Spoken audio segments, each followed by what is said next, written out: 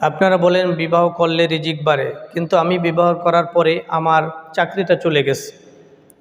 এটা এই জন্য হতে পারে যে আল্লাহ রাব্বুল আলামিন যে কথা নির্ধারণ করেছেন আপনি বিবাহ না করলে এর চেয়ে আরও খারাপ অবস্থা হতে পারত বা হতো।